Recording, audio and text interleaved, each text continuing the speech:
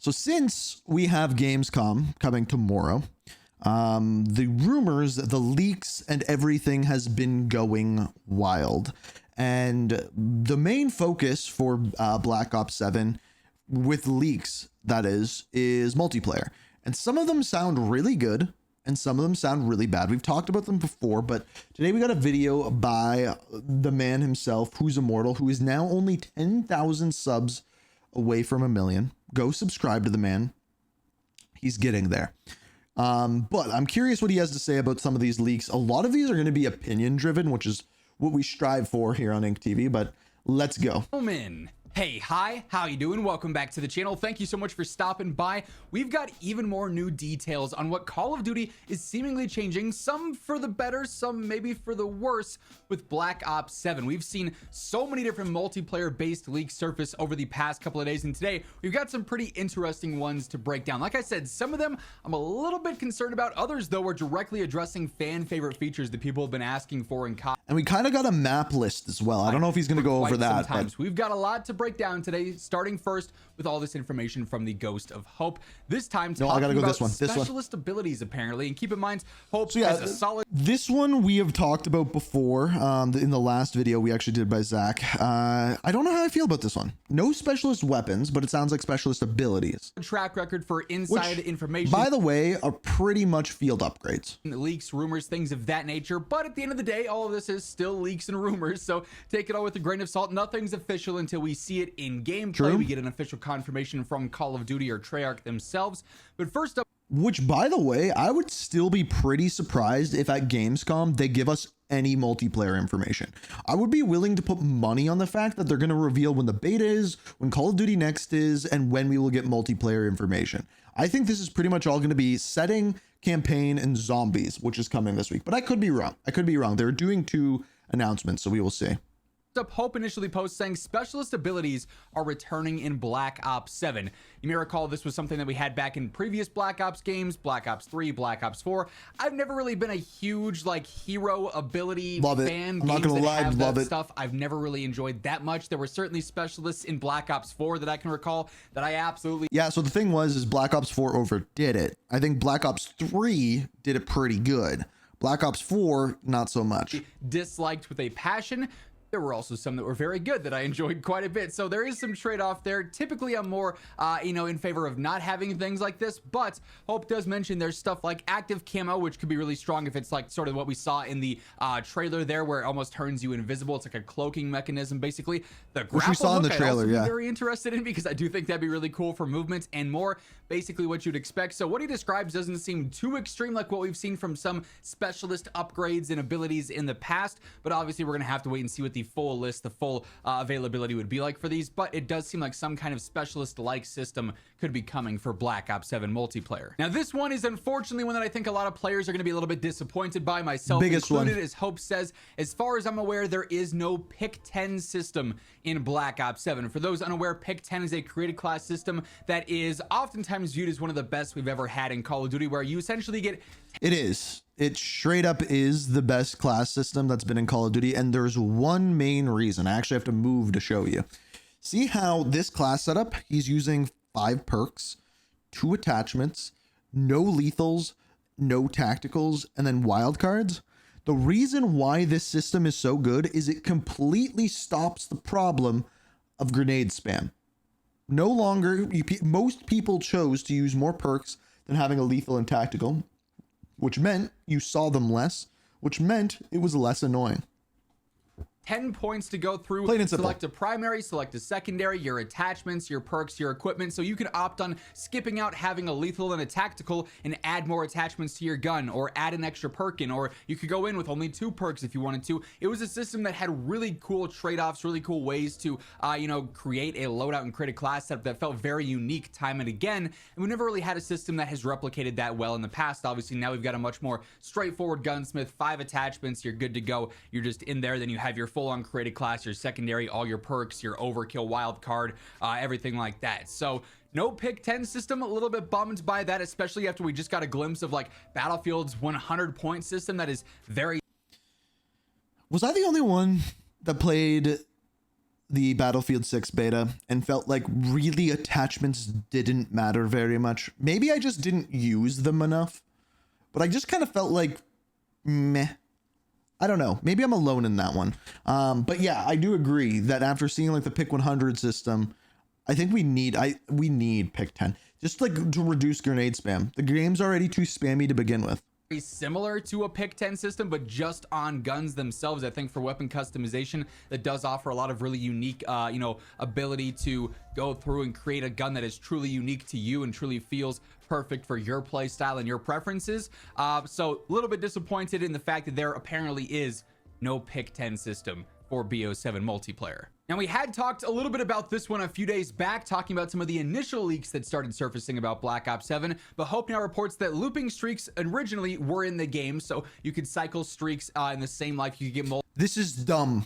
multiple UAVs, multiple different lethals and whatnot there, depending on what kill streaks or score streaks you're running. But now he's hearing that looping streaks is actually a perk. So you just put that perk on if you want the ability. It's dumb. Just make them loop. To go through and actually get multiple streaks in a life. I think that adds some value and some competition to the perk categories. If this ends up coming to fruition, gives you the ability. It doesn't add value. No, this shouldn't be a perk. No. We're not hyping this up. This is dumb. To say, okay, I want to focus a lot on streaks in my gameplay and looping them in specific. I plan on going on high gun streaks here and getting a lot of score and wrapping these streaks around. You can dedicate your gameplay to that by building out your perk setup to favor this. So that's kind of an interesting approach to that in general. No, it's not interesting. It's dumb. We are going through all the various different leaks and rumors that have surfaced now for some of these pretty impactful changes that COD is making. If you guys enjoy the video, you find the info helpful, a like rating is always seriously appreciated. And of course, if you are new to the channel, you want to ensure that you're always up to date with everything going on in COD,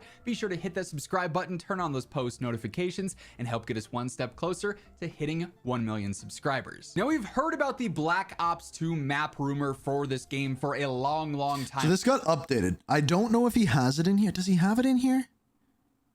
He doesn't have it in here. Does he have it in here? Okay, well, let this play. I'm going to pull something up. Black Ops 2 maps were going to be in Black Ops 7 for months.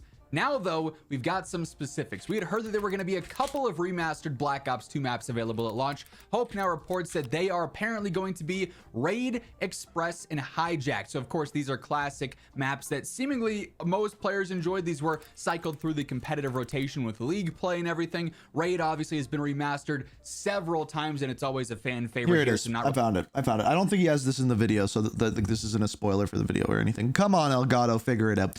So Charlie Intel reported on Ghost of Hope saying Call of Duty Black Ops 7 will reportedly have 16 6v6 maps at launch, including 13 new maps and 3 Black Ops 2 remastered maps, which is exactly what we just saw. The game will also reportedly have 2 large-scale maps for the previously leaked 20v20 skirmish mode. So that's the essential ground war mode that he's talking about there with the 20v20, having 2 maps. I'm really not interested in that mode. 16 6v6 maps is pretty good. 3 of them only being remastered maps is really good. This is actually kind of online with what we've seen in the last couple games with Black Ops 6 and Modern Warfare 3. But Black Ops 6 had maps that were face-off maps, which are dumb. I just want to be clear, are dumb. So this is actually a good leak. This is as Zach says here, Call of Duty is back when it comes to this. I really hope face-off maps from Black Ops 6 doesn't come back. The brain rotted the game and post-launch content so bad. I agree, Hunter. I agree. Anyway, back to Zach's video. I don't know what's going on with the Elgato today. Really surprising to see that one recycled yet again. Express we've had a couple of times, and this of course is another map that is pretty unique, and I honestly really enjoyed it. And then also Hijacked, we've had this one remastered throughout the years multiple times as well. So not too surprising with their selection for the launch maps. Then I'd have to imagine we start to see other Black Ops 2 maps make their way in throughout the various seasons. So season 1 will add in 2 or 3, season 2, 2 or 3, so on and so forth throughout the year until we have the majority, if not all, of the. Will it have doors? The current rumor is no doors. Black Ops 2 multiplayer maps back in Black Ops 7. Keep in mind though, this would indicate that the vast majority of the maps that we're going to see at launch are entirely brand new. So that's a good thing. I'm always in favor of having the new stuff there. Agreed. First, then if you're going to do remasters and remakes, you add that in over time. That's so what they learned from Modern Warfare 3. The same game again. Obviously, that's kind of what the effect of Modern Warfare 3 was at launch, with all the MW2 maps being there. Then they added in so many good 6v6 maps and new maps in the post-launch seasons that really kept the game feeling fresh. And more details here specifically on these Black Ops 2 maps. Hope says pretty much all of the Black Ops 2 maps for Black Ops 7 are finished as far as I'm aware. I've also heard that Black Ops 7 post-launch content is trying to get as close as possible to the content output that Modern Warfare 3 had. And we'll talk more on this in just a moment. Okay, we'll let him cook. The maps themselves being ready, being finished for the most part is good. That means a lot of the post-launch content probably is getting scheduled out and it's going to be ready. There won't be hopefully any significant delays and stuff or anything that feels too rushed if that's the case. But then also the larger news here, the more impactful stuff here is them trying to match the output of Modern Warfare 3. Okay, so I'm curious what they say the output of Modern Warfare 3 is here, because hear me out. If they're saying the amount of maps that come season to season, I actually don't think, aside from the stupid face-off maps, I don't think we're far off of that. Where the actual content is lacking in this game is weekly challenges, daily challenges, general content, weapon mods, things like that. Doesn't live up to it in this game. And the way you earn it, the challenges, the weekly challenges, the seasonal camos, things like that just aren't there now. So I'm assuming that is what they're talking about. Also, Icebergs, I'm glad you're here. We're probably going to watch your video later. We know by now, Modern Warfare 3 post-launch, the best post-launch support any Call of Duty title has ever had. That set the bar. Black Ops 6, a game that was developed in more than double the time of Modern Warfare 3, completely missed hitting that bar, even reaching it. They didn't come close. It was like the giant, tallest bar in the playground, and you jumped and you didn't even hit the short one that was next to it, right? Like they completely whiffed on that one, right? But if they're aiming to do that, that means they've got to have a lot of content in the pipeline. Another leak does indicate that they've got quite a few plans for some stuff that went over very well in Modern Warfare 3, which hopefully will pan out good. But that is good news all around there as far as the long-term sustained support. Again, there is a leak going around right now that Sledgehammer is the studio actually working on the multiplayer for this game, which is kind of odd. Not been confirmed yet, though. Of Black Ops 7 goes. So as mentioned, a little bit more to add on to this. Hearing that weekly challenges / events like Modern Warfare 3 had are planned to return for Black Ops 7. This is phenomenal news. Probably the best news out of this entire new, dump of leaks that we've got here today. This new batch of leaks that we've got here today. Like I just said, Modern Warfare 3's post-launch support was phenomenal, and one of the huge elements of that was the constant checklist of things to do. Every single week, you knew you could jump on and do a select few challenges and get yourself a new aftermarket part that completely changed how a weapon played. A lot of them were useless. A lot of them were also phenomenal as well. We had such a broad selection there by the time we'd get through an entire season or multiple seasons, right? You had camos to go for throughout those weekly challenges. I think they should also do a set of weekly challenges that are harder. Hear me out. You have your normal weekly challenges, which are for your weekly weapon mod. Then you take that weapon mod once earned and you make a difficult challenge for it. Maybe it's get 500 kills with said weapon mod, or get certain types of kills with that weapon mod, but they're actually different. And then doing that gives you a different seasonal camo, or even a seasonal weapon mod. Am I making sense here? Is it too much? I don't know. I feel like that's a cool idea. Challenge within a challenge. It's challengeception, if you will. As well for a long-term grind in every single season. New events always dropping, which is not something we've had here in Black Ops 6. We get events here and there, not as frequently as Modern Warfare 3, and oftentimes the rewards are very lackluster compared to Modern Warfare 3. So them being fully aware of the Modern Warfare 3. By the way, here's a hot take. I don't think the rewards are actually that bad in the Black Ops 6 events. I just think the events suck. They need better challenges, better ways of running it. Content output that's supposedly being the goal, the bar they're trying to reach there, and saying that weekly challenges, weekly events are probably going to end up being a thing.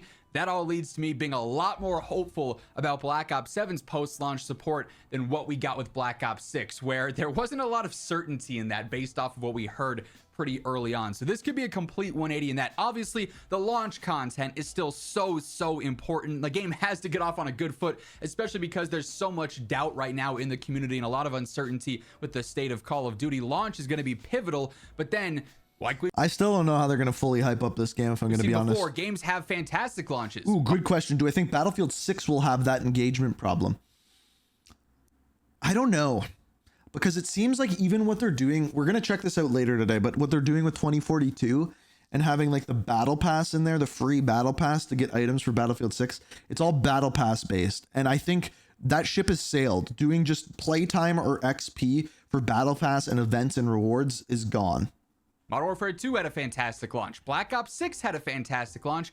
Then they fell off a cliff because the post-launch support just wasn't there or the game design just wasn't there. So Black Ops 7 kind of has to nail everything. That's a lot of pressure for it, but it also should have a lot of pressure. It's Call of Duty at the end of the day. They know what they're doing. So this hopefully, thus far does mean good things for the content and the support here across the board. Now, I won't lie, this is the one final leak today that we've got, and it definitely bums me out the most because I'm a massive Ground War fan. I love that mode so much. I've always... If anything, this actually makes me happy, which means the support won't continue after launch. Been a huge Ground War player and Ground War fan dating back to some that of the being said, give me Outbreak. I do like Outbreak and Zombies. Classic CODs when it wasn't even as crazy as it is, in modern CODs. But Hope does say the new Ground War type mode in Black Ops 7, we've had leaks there were going to be larger team-based modes in this game.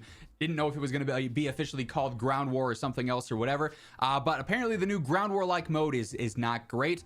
But there is wingsuits involved, which are cool. So we obviously saw some clips of wingsuits from the campaign in the original teaser trailer. Seems like they might be applying that tech to some multiplayer gameplay as well. But Ground War, unless it gets refined, maybe won't be a mode that a lot of players find much interest in. We're going to have to wait and see what that's like. I'm sure we'll get information around Call of Duty Next and everything for that. But several new gameplay leaks. Like I said, some sound really promising in terms of content and output there and sustained support. Others a little bit more concerning depending. So here's the thing. Here is the thing. And this has been the problem that I have had with Call of Duty over the past 6 years, since 2019. Name one thing about any of these leaks that will bring in new players. One. Just name one. Like in Modern Warfare 2019, you had the new create a class system. In Modern Warfare 2019, you had the upgraded visuals, upgraded audio. In Modern Warfare 2019, you had COVID, all of which brought extra players into the game. There has not been one thing in a COD game since 2019. Try to name one. Maybe Omni Movement this year in Black Ops 6. Maybe that one. But there hasn't been one thing that would introduce a new player to the game. And I think that's a huge problem. Maybe if they do some sort of DMZ mode.